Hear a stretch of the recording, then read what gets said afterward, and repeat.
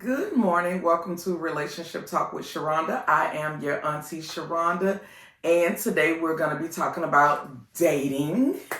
Yes, we are. I have someone that actually sent in a letter or a question, and she actually tagged me in it, and she asked for my input. So I'm going to read it, and then I'm going to respond. Okay.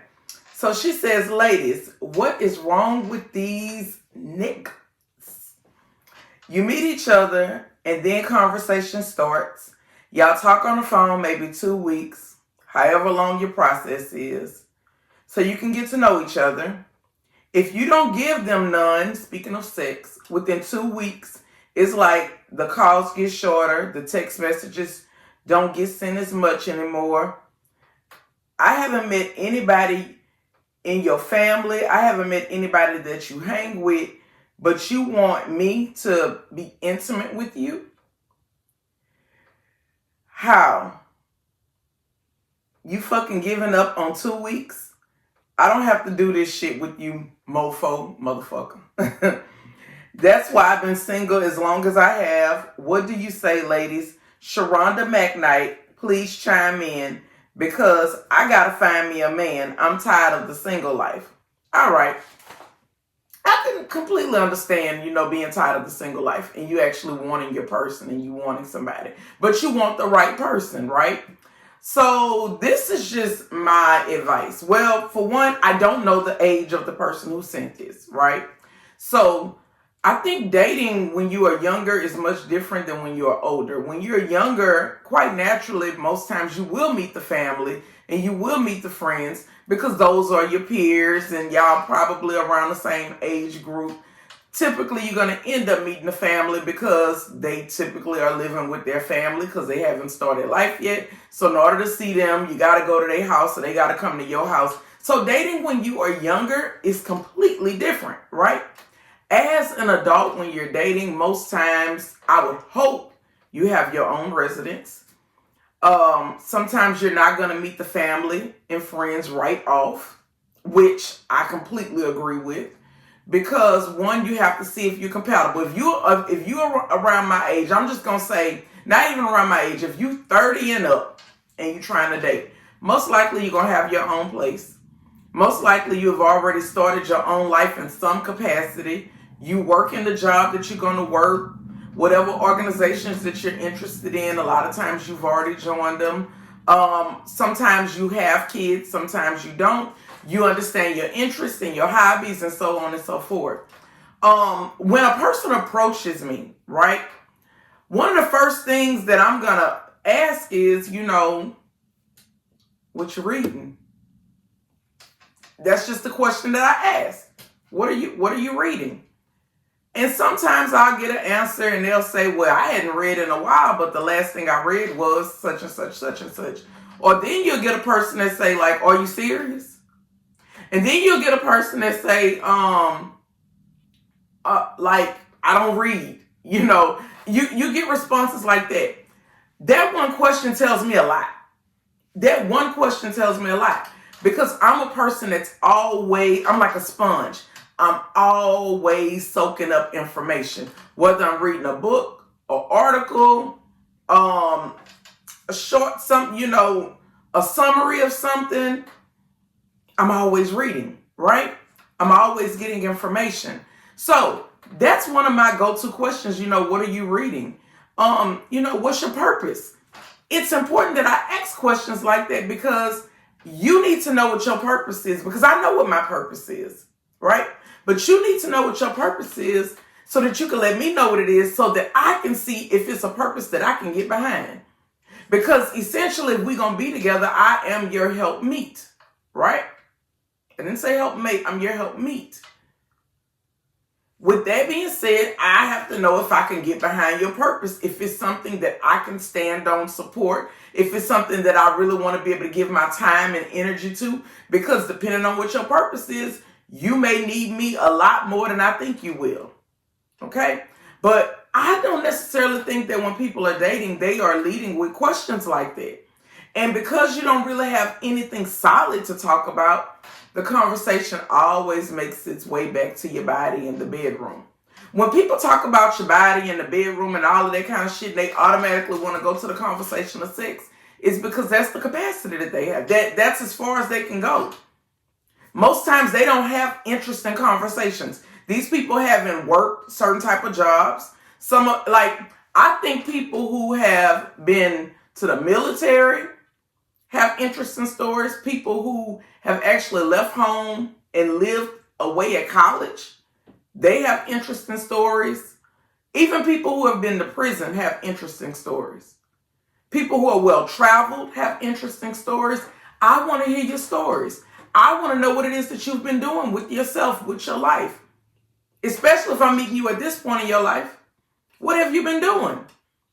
And if you can't talk to me about anything other than the bedroom and sex, it's not going to, in other words, that conversation is not going to go forward with me. Because what I know is, in order for me to remain interested, the conversation got to go beyond sex. Because yes, I talk about sex for a living.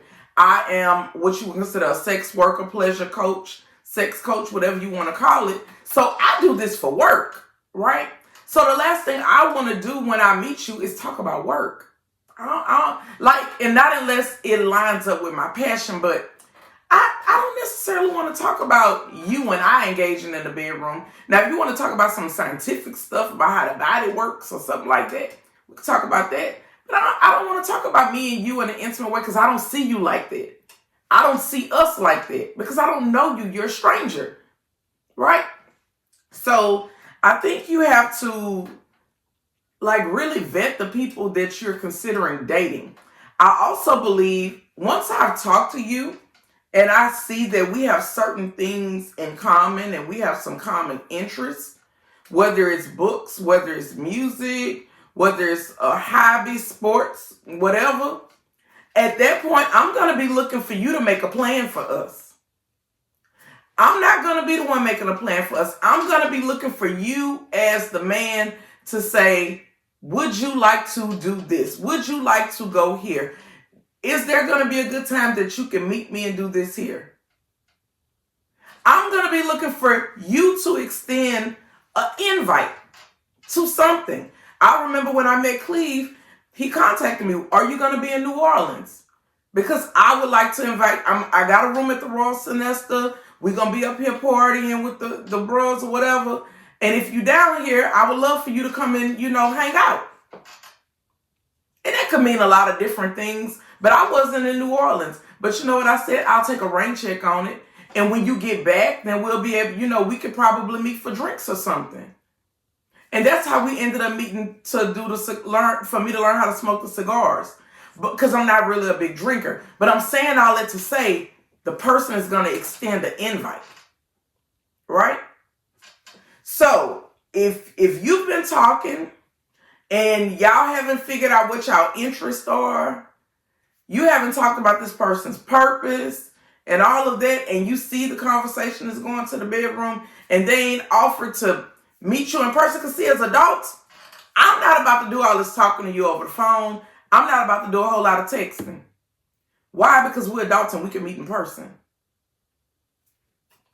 If you ain't long distance, and I don't do long distance, but if you ain't long distance, I don't see why we can't meet in person.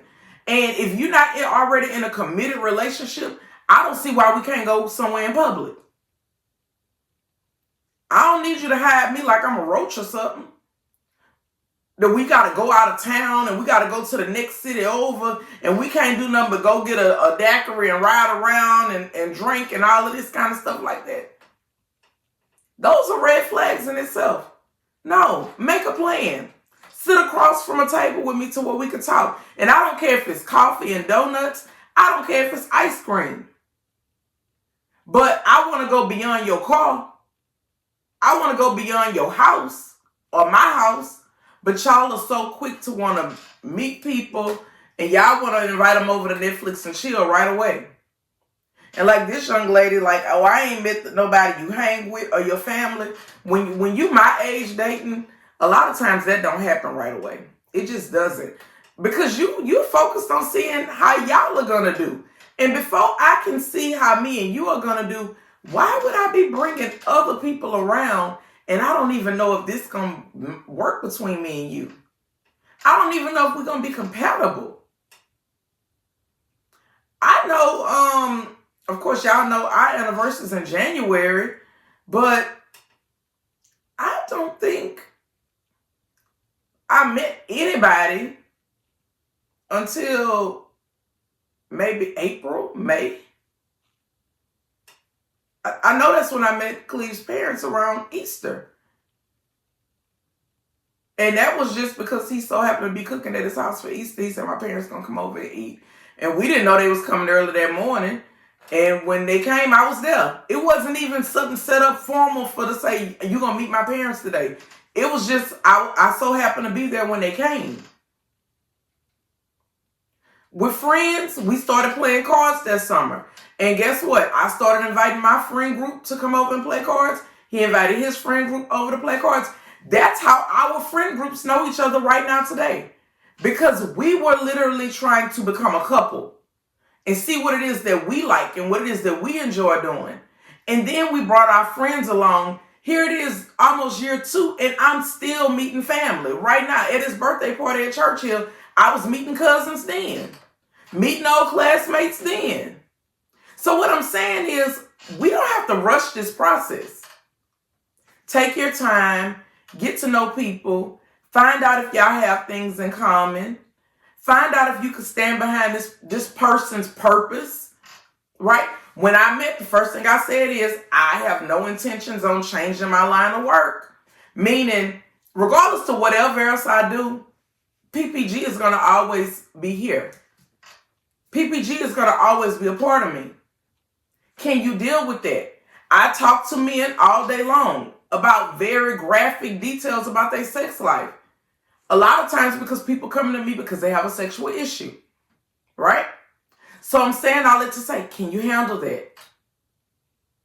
Can you handle people referring to me as a sex worker? Can you handle people referring me to as the freak of the week, a slut, a this, that, the other? Everybody don't look at me in a favorable way. And I've become okay with that. Because I don't see myself like that. Like they always said, it ain't what you're called, it's what you answer to. So I'm saying all that to say, I know what my purpose is. Can you get behind my purpose? I know what your purpose is. Can I get behind your purpose? Those are the important questions that we're asking as an adult. What type of relationship structure are you interested in? Are you monogamous, or do you believe in some form of ethical non-monogamy? Those are the important things. Are you dating with a purpose? Meaning, are you looking for some long-term type of dating that may result in marriage or some type of long-term commitment? Or are you just casually dating for sex? Those are the questions that you have to ask. Have you completed your family? Do you want more children? Those are important questions to ask on day one. Because we need to know these things, because that's going to determine if we even need to go forward. Do you plan on living together with a purpose? Or do you plan on having some type of let type of situation, living apart together? Those are questions that you need to be asking. Okay? I hope this helped. You all enjoy the rest of your day. Like, share, subscribe.